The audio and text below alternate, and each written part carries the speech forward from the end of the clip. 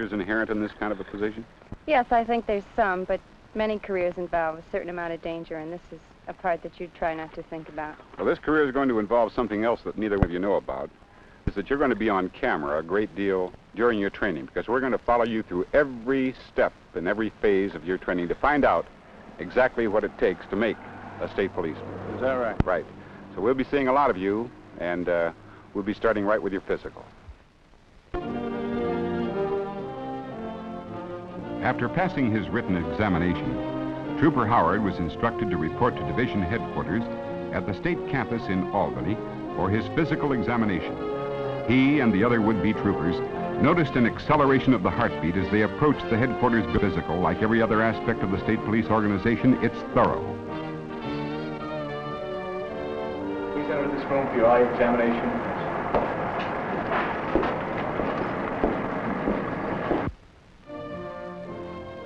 First came the eye test, which Howard passed with no problem. Then a series of examinations by state police physicians, which left no ground uncovered. These physicals are so exacting that at least 2 out of every 5 trainees are eliminated right here. So it stands to reason that trainees must be in fairly good physical condition before their training program begins, and by the time it's over, they will have reached the peak of conditioning. A small sample of what lies ahead is encountered in that portion of the physical where trainees are called on to perform a variety of basic exercises. Calisthenics are an important part of the curriculum in basic training.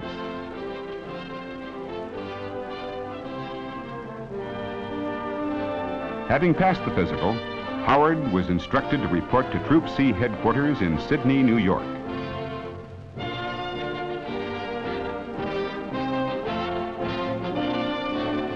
This training center, located on a secluded hill in the southern tier near Oneonta, is an ideal site for the intensive activity the trainees will undergo in their 16-week course.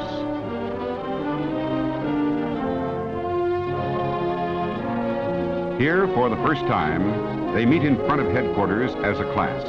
Here is where real togetherness begins. For many of these men, this will be their first taste of military discipline.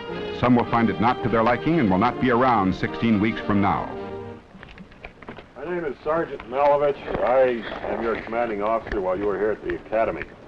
I'd like to have you fall in 3 ranks facing me.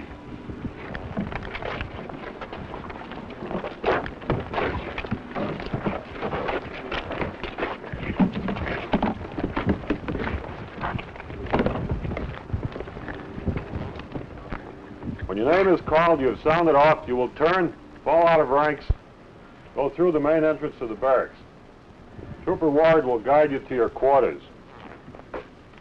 Fred D. Bartlett. Here. Donald W. Blumen. Here, sir. Patrick J. Connolly. Here, sir. Anthony F. Desmond. Here, sir. Robert E. Howard. Here, sir. Robert G. Dunlop. Yes, sir. John F. Ferreter. Here, sir. William J. Freeman. Now, the first order of the day before you here at the academy is a swearing in. This will be done by Major Augustus Robeson of Troop C here at Sidney. He's the troop commander of the troop you are now working in. He'll be assisted by Sergeant Thomas Catalano. Gentlemen, Major Augustus Robeson and Sergeant Thomas Catalano. Thank you, Sergeant.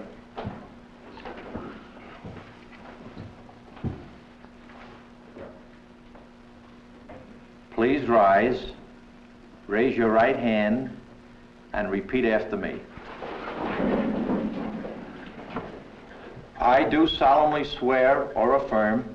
I do solemnly swear or affirm. That I will support the Constitution of the United States. That I will support the Constitution of the United States. And the Constitution of the State of New York. And the Constitution of the State of New York. And that I will faithfully discharge the duties. That I will faithfully discharge the duties. Of the office of Trooper. In the New York State Police. In the New York State Police. According to the best of my ability. According to the best of my ability.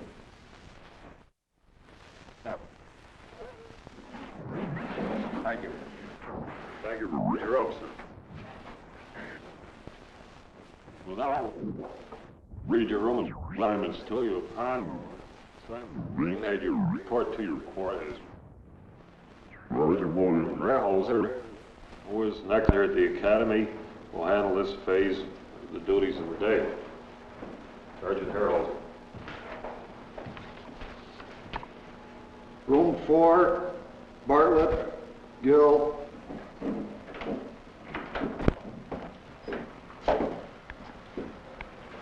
Now, this is it, Tom. Yeah, home for the next 16 weeks. So you get the beds dry, huh?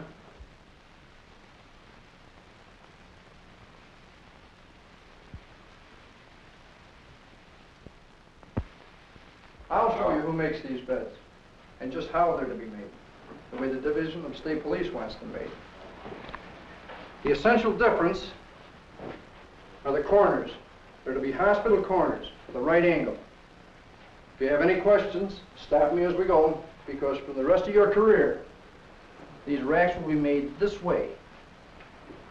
After in the ends, take the loose fold, pull it up over the rack, on a right angle. Now, tuck in the lower half, firm, let it drop. This forms the angle. At this point, you draw it down, snug, draw the wrinkles out. Tuck the entire fold. The length of bed, always smoothing the wrinkles. These wrinkles will not be present. The bunks will be the subjects of rigid inspections every morning. That's the way yours will look for the rest of your career. And every rack you encounter will be made this way, with that angle, the cap across the top. Next order of business on this, the first day, is gear issue. The quartermaster loads the trainees down with uniforms, books, and their own personal sidearm. Uh-oh. Seems Trooper Howard forgot something. His hat. Of course, this isn't the recommended angle at which the hat should be worn. Back up at the room, after laying out their gear, Howard and roommate Tom Gill of Rensselaer couldn't wait to try on their uniforms. They seemed to grow a few inches with the addition of the jacket and hat. This very special moment, however, was short-lived.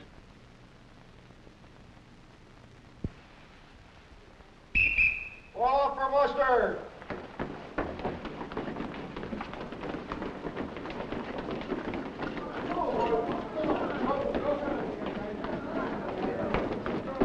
Hustle down there. Back it up down there.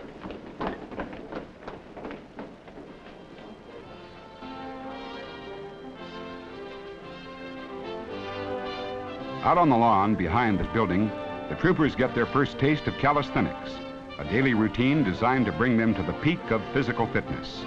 4, 1, 2, 3, 4, 1, 2, 3, 4, 1, 2, 3, sing out. 1, 2, 3, 4, 1, 2, 3, 4, 1, 2, 3. While the body is being conditioned, the mind is by no means ignored. A major portion of each day is devoted to classroom activity. The evenings are spent hitting the books. And there are plenty of books.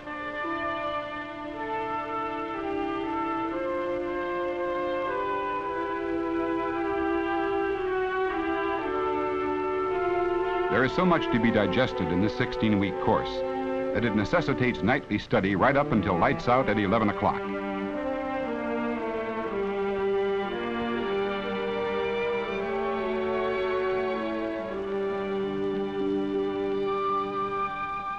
The nights are rather short in Sydney. Just 7 hours later, the alarm signals the start of a new day.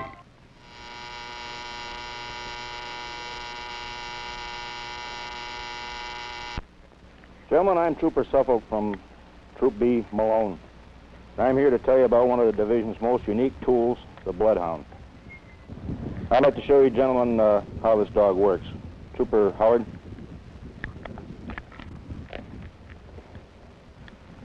Why don't you drop your handkerchief or something down here and go over and hide behind that tree, and I'll attempt to follow you with a dog. Yes. Sit down, Mike.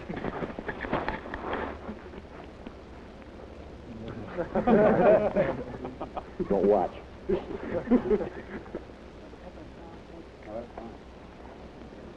Money. All right, come on, come on. Stay down. Stay down. Stay down.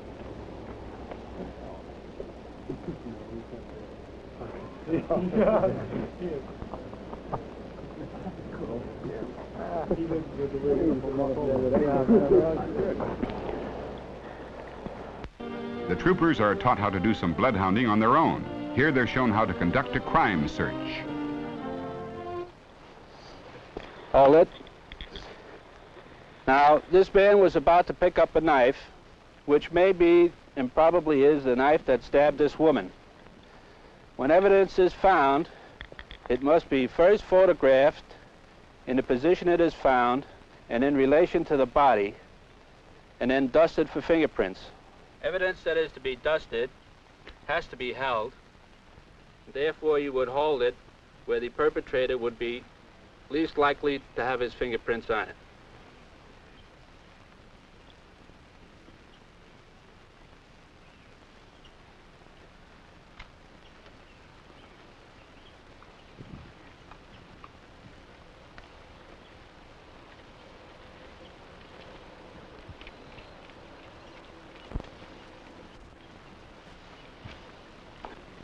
Now remember that any piece of evidence you find may be the one thing that is the clue to solve this crime.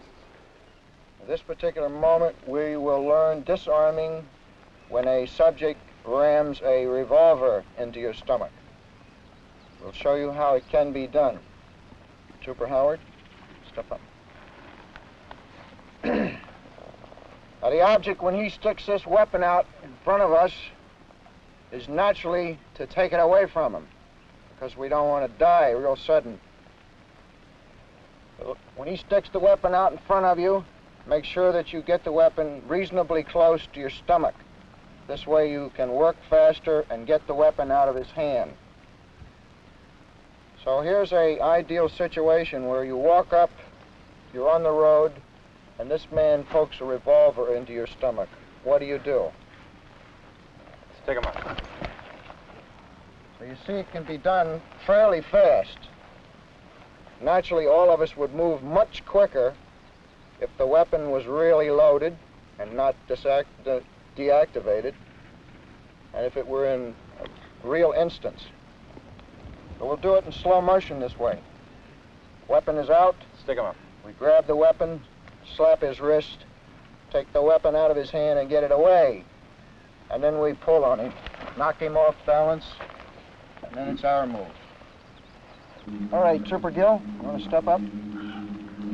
Let's see if Trooper Howard can take the weapon away from you like we've been instructing him to do so. Put him up. Good, very good. All right, now we've seen how the weapon is taken away if it's approached from the front. Now, what happens when a man approaches you with a weapon of this nature from the rear? We have to operate without seeing him. We have to operate on instinct. Trooper Tiss? Yes, sir. Now, Trooper Tiss is going to simulate an attack from the rear holding this .38 caliber weapon. And I will take the weapon and disarm him. Watch closely. Okay, Trooper. Stick it up. Now, do you see how fast this can be done? And you've also noticed that the weapon was knocked clear of both of us. If he doesn't have the weapon, that's my advantage. Keep your eyes on the instructor, go through it, show you the positions, how he gets into the positions, how he reloads with keeping his feet in place, quickly coming back onto target, and firing his remaining 6 rounds of the 12 rounds in 25 seconds. We will assume he is loaded. Ready?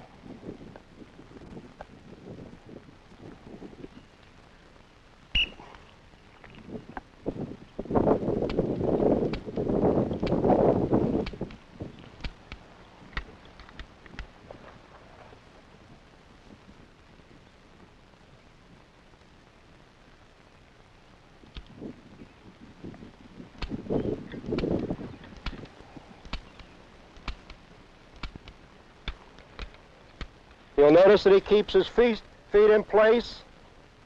He merely pivots at the waist, reloads with his 6 rounds, quickly comes back on target, strokes off his remaining 6 rounds. Good, tight, firm grip. If you'll notice, the only thing moved was his trigger finger. It's the only thing.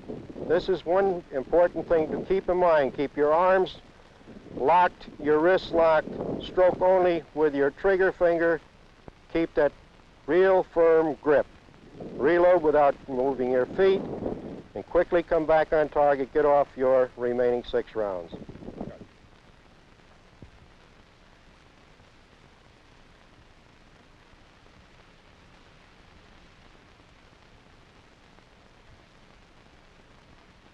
Ready on the right. Ready on the left. All ready on the firing line.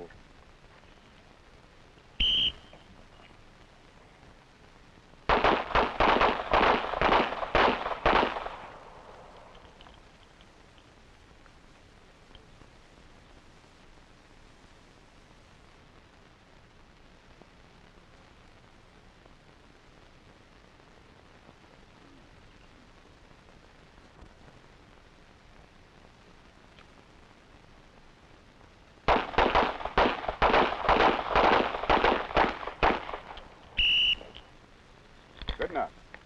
Your group is spread out quite a bit. If you tighten up your grip, lock your wrists, you will contain all these rounds in a smaller group and contain them all in. You will not have such a spread as you now have. This comes through practice. In your experience, when you get out of this academy, you'll be confronted with many bullies, tough guys, show-offs. Regardless of your size, strength, if you know how to protect yourself, you have an advantage. Now, Trooper Moulthrop here is going to charge me as a typical bully would, say in a bar room or some other public place. And we'll find out when he charges me. Now, stay alert.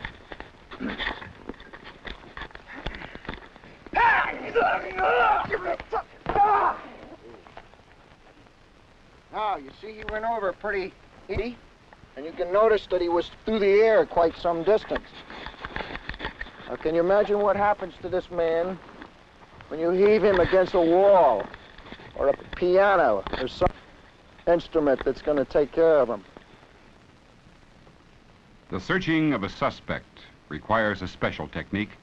The trooper trainees get the word.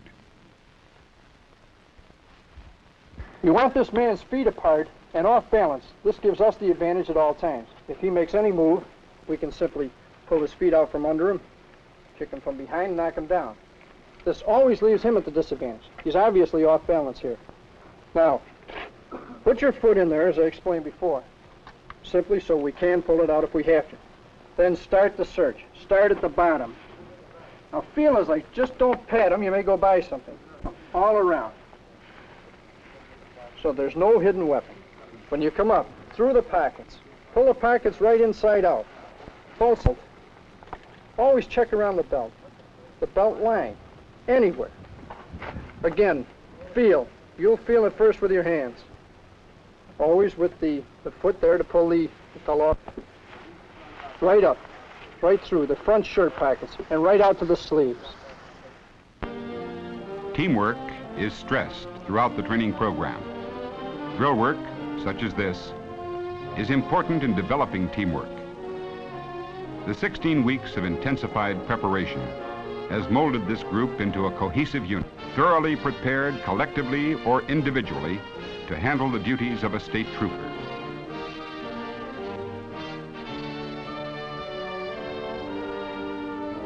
Now, they're ready for graduation.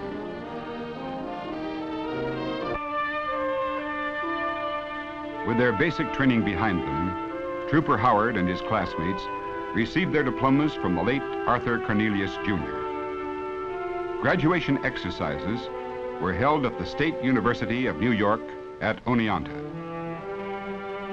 Family and friends attended the ceremony, and the pride they felt was evident as they offered their congratulations.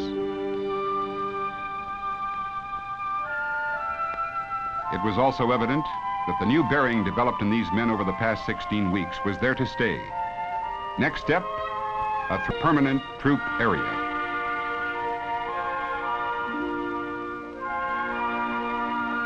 A trooper is born.